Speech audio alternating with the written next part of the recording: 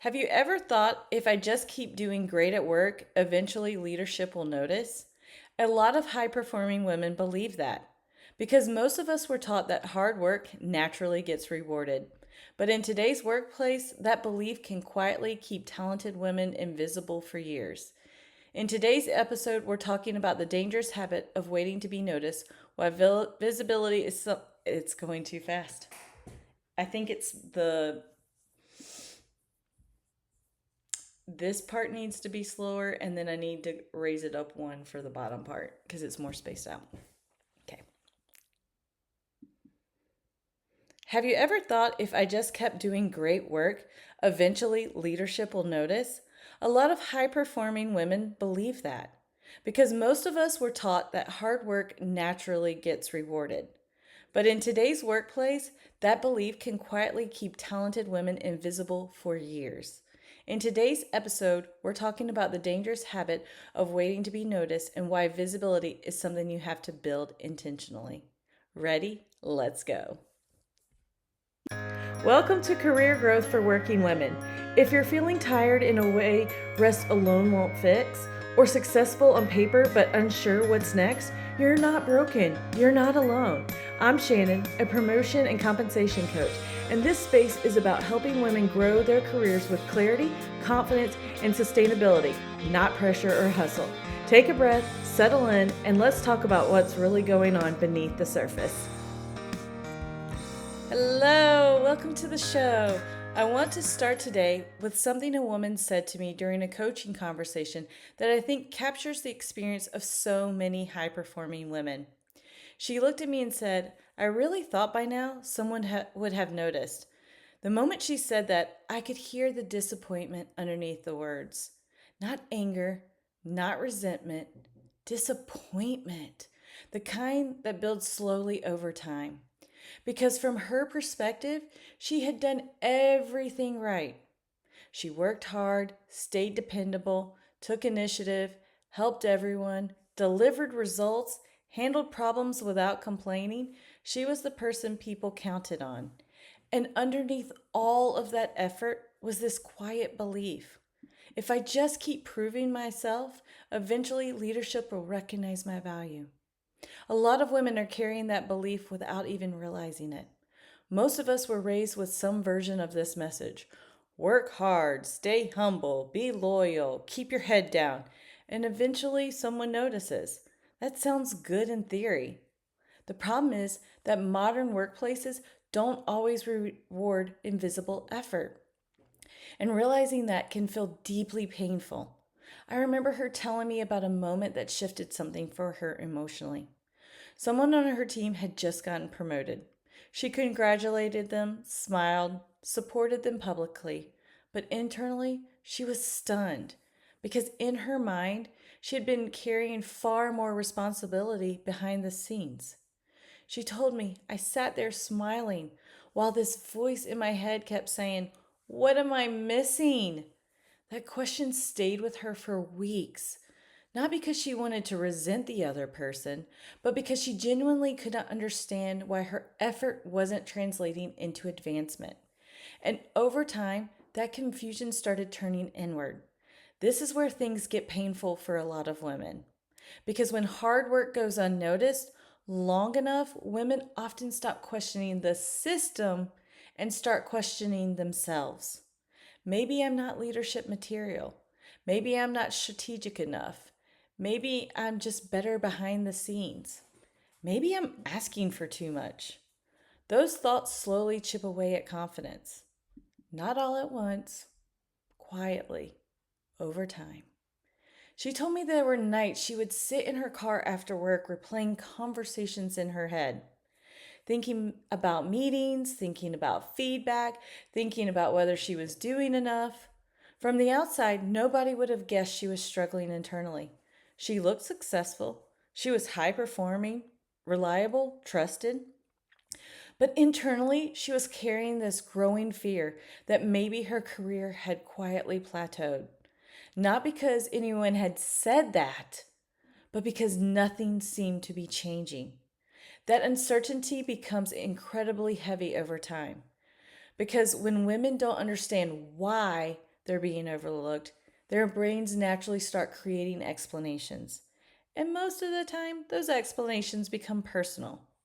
What makes this especially confusing is that these women are valued. People rely on them constantly. Managers trust them. Coworkers come to them for help. They're often unofficial go-to person on the team. So externally, everything looks successful. But internally, they're wondering, if I'm so valuable, why does my career feel stuck? That disconnect creates emotional whiplash because appreciation and the advancement are not the same thing. Being needed is not the same thing as being strategically visible. And many women don't realize those are different until years into their careers. She told me something else during our conversation that I think many women feel but rarely say out loud. She said, I feel embarrassed that I even care this much. That sentence hit me deeply because so many high performing women have been conditioned to believe that wanting recognition somehow makes them needy. So they hide their ambition. They want advancement, but they don't want to seem attention seeking. They want leadership to notice them, but they don't want to sound self promotional. They want more responsibility and compensation, but then they feel guilty admitting that they want it. So they stay trapped in this exhausting middle space, working incredibly hard, hoping someone else initiates the conversation, waiting for leadership to finally say, we see what you've been doing. Meanwhile, they're over delivering. And I think many women are carrying around what I call an invisible contract at work. A contract that says, if I over deliver long enough, if I stay loyal, if I solve enough problems, if I never complain, if I keep proving myself, eventually someone will choose me. Eventually, someone will recognize my value. Eventually, someone will reward my effort. But workplaces rarely operate on invisible contracts. That realization can feel heartbreaking at first, but it's also empowering.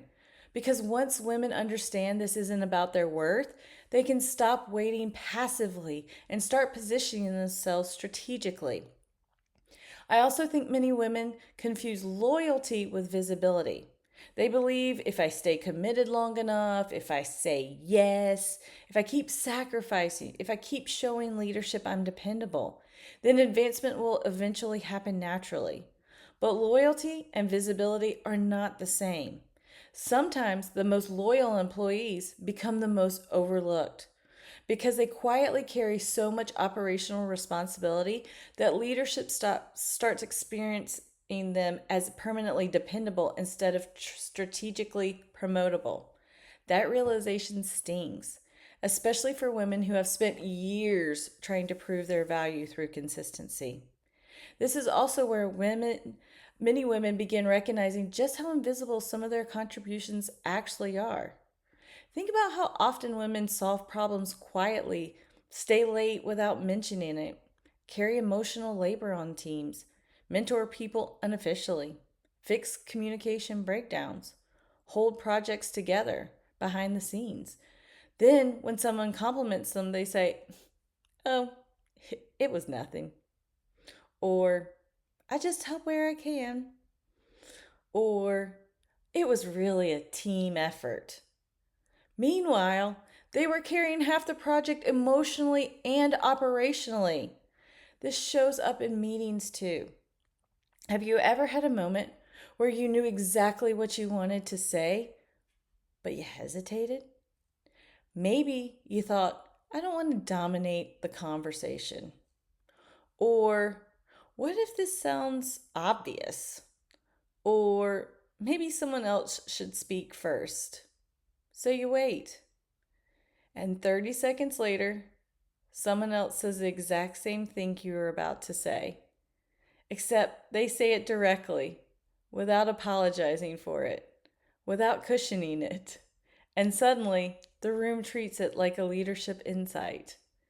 Moments like that matter more than people realize, because over time, women start associating visibility with discomfort. Invisibility with safety. There's another part of this conversation that almost nobody talks about. Invisibility creates emotional exhaustion because constantly feeling unseen at work forces women into this cycle where they keep overperforming in hopes that more effort will finally create recognition. So they work harder, take on more, stay late, carry more emotional labor. And when recognition still doesn't happen, the disappointment gets internalized. Not because they're weak, but because humans naturally want their effort to matter. And at some point, many women stop feeling energized by achievement and start feeling emotionally drained by it. That's usually the moment they realize something has to change. Inside the 5% promotion method, one of the biggest shifts women make is learning how to communicate their value clearly without feeling guilty for taking up space. The women I work with are often incredibly relieved when they realize this problem is solvable. Because for years, they've assumed, I must not be enough yet. And the issue was rarely capability. More often, it's positioning. Nobody had taught them how to communicate their impact, connect their work to business outcomes, advocate strategically, make leadership contributions visible. Once women learn those skills, everything starts shifting internally too. They stop waiting for permission, stop apologizing for ambition, stop assuming hard work alone will speak for itself. The women I see advance fastest are not always the women working the hardest. They're often the women who stopped waiting for leadership to accidentally discover their value and started intentionally helping leadership see it. That shift changes careers. Because once women stop believing visibility is selfish, they begin showing up differently. They speak differently, position themselves differently, and advocate differently. And for the first time in a long time, ambition stops feeling shameful and it starts feeling strategic. So before we wrap up today, I want to leave you with something small you can practice this week. Your small promotion move for this week is this. Share one measurable win this week without minimizing it. Not awkwardly, not performatively, not with 5 disclaimers attached to it, but clearly. Maybe that sounds like, I streamlined that process and reduced turnaround time for the team. Or I led the coordination for that initiative and we completed it ahead of schedule. Then pause and notice what happens internally when you say it. For many women, it feels uncomfortable at first. Not because it's wrong, not because they're unused to hearing themselves speak clearly about their own impact. That discomfort is often a sign that a new level of visibility is being practiced. And the more comfortable you become communicating your value, the easier it becomes for leadership to recognize the value you already bring. All right, I'll talk to you soon. If today's episode sparked something for you, a question, an idea, or a realization, don't ignore it. I offer promotion strategy calls where we walk through your current role, your goals, and how to position you for your next promotion or raise without burning out or overworking. You can book that call using the link in the description. And if this episode helped you, sharing it or leaving a quick review makes a bigger difference than you know. Until next time, keep sharing your value clearly. You've earned it.